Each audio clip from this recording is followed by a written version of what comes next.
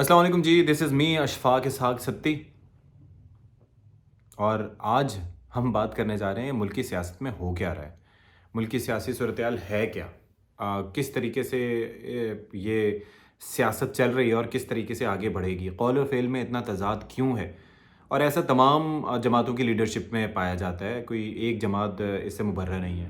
آپ قسمت کی ستم ظریفی دیکھیں کہ وہ دو سیاسی جماعتیں 13 جماعتی اتحاد اپنی جگہ، نظریاتی لحاظ سے یہ جماعتیں ایک دوسرے کی کس حد تک مخالف ہیں، لیکن وہ جماعتیں بالخصوص پیپلز پارٹی اور نون لیگ کی بات کروں گا کہ جو ایک دوسرے کو سڑکوں پہ گھسیٹنے کی باتیں کیا کرتے تھے، وہ جماعتیں آج آپس میں ایک بڑی کامیاب طریقے سے عمران خان کے خلاف اتحاد بنا کے حکومت کر رہی ہیں، اور ابھی تک اپنے مطالبے پہ ڈٹے ہوئے ہیں کہ جی ہم نے حکومت نہیں چھوڑنی۔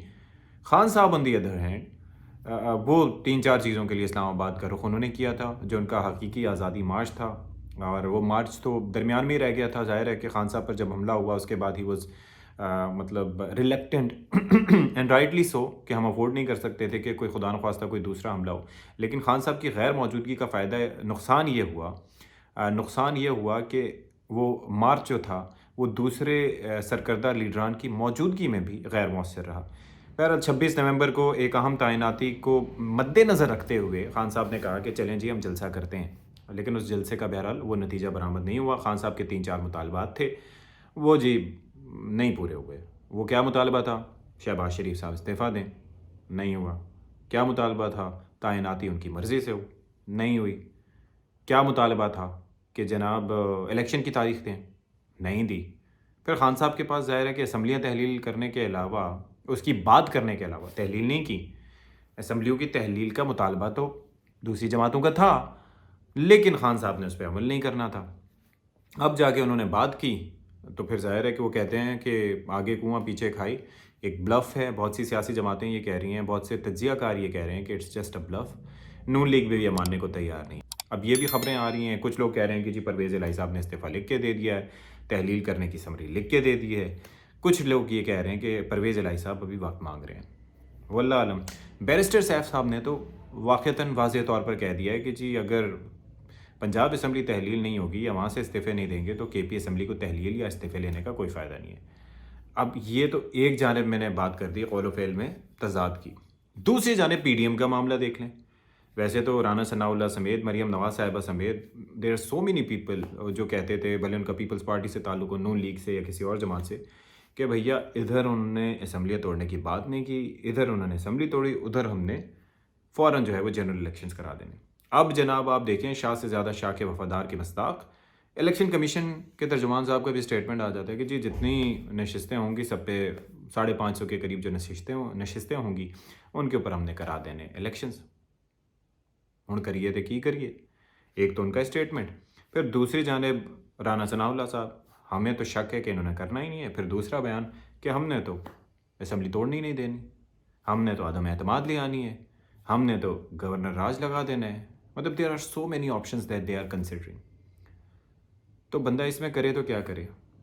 اوپر سے رہی سے ہی کسر وہ مونس الہی صاحب کے انٹرویو سے متعلق تھی کہ جی ہمیں تو انہوں نے کہا تھا کہ جی آپ ان کے ساتھ چلے جائیں، تو وہ برے آدمی تو نہیں تھے باجوہ صاحب۔ تو آپ اس بات سے اندازہ کر لیں، اس پہ اپنے اپنے طرز کی اپنی اپنی طرح کی سیاستیں ہو رہی۔ اور سب سے بڑھ کے جس بیان نے آج مجھے ہلا کے رکھ دیا، آپ کے علم میں ہوگا عمران خان صاحب کا بیان کیا ہوتا تھا، اور آج کل بھی کچھ دانشور جو ہیں وہ کیا کہہ رہے ہیں، بڑے بڑے سینئر تجزیہ کار ہیں جی، وہ یہ کہہ رہے ہیں کہ جی اسٹیبلشمنٹ کو اپنا کردار ادا کرنا چاہیے۔ اگر دو جماعتیں آپس میں بیٹھنے کو تیار نہیں ہیں، اگر خان صاحب کہتے ہیں کہ میں چوروں ڈاکوؤں کے ساتھ لٹیروں کے ساتھ نہیں بیٹھوں گا، تو اسٹیبلشمنٹ کو آگے بڑھ کے اپنا کردار ادا کرنا چاہیے۔ اور اللہ کے بندو، انہوں نے باضابطہ طور پر جنرل قمر جاوید باجوہ نے بھی یہ کہا کہ ہمیں یہ احساس تھا کہ جو ہوتا رہا ہے ماضی میں وہ خلاف آئین ہے، تو اب ایسا نہیں چلے گا۔ D G I S I نے، D G I S P R نے آ کے پریس کانفرنس کر دی، آن ریکارڈ یہ کہہ دیا کہ ہم نے اے پولیٹیکل رہنا ہے، ہم نے کسی بھی سیاسی جماعت کا ساتھ نہیں دینا، ہم نے سیاست کا حصہ نہیں بننا، ایسا نہیں ہوگا۔ اور یہ ان لوگوں کا فیصلہ تھا جنہوں نے اگلے 15-20 سال ملک کی کمان سنبھال لی ہے، یہ میں پہلے بھی بتا چکا ہوں آپ کو۔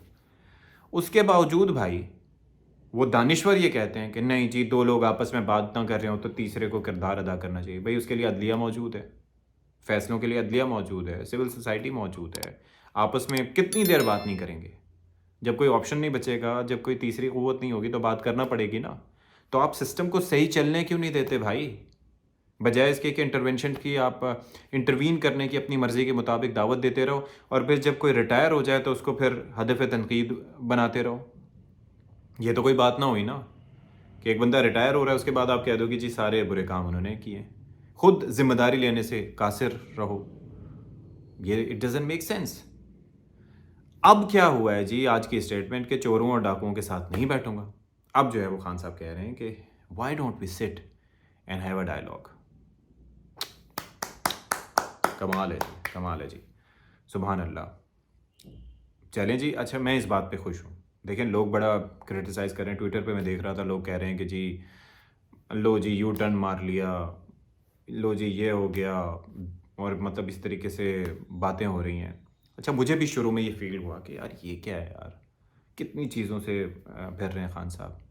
लेकिन अगर सोचा जाए तो ये एक मुस्बत चीज़ है। ये एक मुस्बत चीज़ इसलिए है कि अगर इंतखाबात की तारीख के हवाले से खान साहब फेडरल गवर्नमेंट से बात करने को तैयार हैं तो फिर इससे ये एक रास्ता निकलता है, हम एक आइनी बहरान से बच जाते हैं। अब ज़रा सोचिए कि इलेक्शंस करवाने अगर जाते हैं तो उसके ऊपर अरबों रुपए के अखराजात आएंगे। अभी इलेक्टोरल रिफॉर्म्स नहीं हुए हैं, अभी काफ़ी ऐसी चीज़ें हैं जो डिस्कस होना बाकी हैं। तो कितनी मुनासिब और कितनी अच्छी बात होगी कि अगर ये सियासी जमातें आपस में मिलकर बैठती हैं, आपस में मिलकर डायलॉग करते हैं, बात करते हैं, कोई वे आउट निकालते हैं, आपस में मामलात को तय करने की कोशिश करते हैं, तो ये एक बड़ी ज़बरदस्त चीज़ होगी। और आई एम श्योर आपको याद होगा कि ये तैनातियों से पहले राना सनाउल्लाह का बयान था कि भाई इनको बात करना चाहिए और मैं तो नवाज़ शरीफ साहब से मुलाकात कराने को भी तैयार हूँ या बात कराने को तैयार हूँ, ऐसा कोई स्टेटमेंट उनकी जानिब से भी दिया गया था। तो आई एम श्योर कि इस मामले पर ये जो ट्विटर वॉरफेयर है ना, इसको एक्टिव नहीं किया जाएगा, बल्कि इस मामले पर जो है इसको पॉजिटिवली लिया जाएगा। ना सिर्फ ये कि पीपल्स पार्टी की जानिब से, नून लीग की जानिब से, पीडीएम की दूसरी जमातों की जानिब से, भले कितनी रेलिवेंट और इररेलिवेंट हैं वो, इस पे आई थिंक कि सबको मिल बैठना चाहिए पाकिस्तान के मफाद में। भाई पाकिस्तान है तो हम सब हैं यार, मुल्क दिवालिये के करीब है। आप ये देखें कि मामलात किस कदर ख़राब से ख़राब तर होते जा रहे हैं, तो आई एम श्योर कि कोई इसका नतीजा निकलेगा। तो जनाब आज के इस गुफ्तगू से आपके साथ जो गुफ्तगू हो रही है इससे फ़िलहाल इतना ही। Please like and subscribe my channel और अपनी कमेंट्स में अपनी राय से ज़रूर आगाह कीजिए कि आप कौन से मामलात पर बात सुनना चाहते हैं, कुछ जानना चाहते हैं। तो I am sure I am willing to do that. Stay tuned.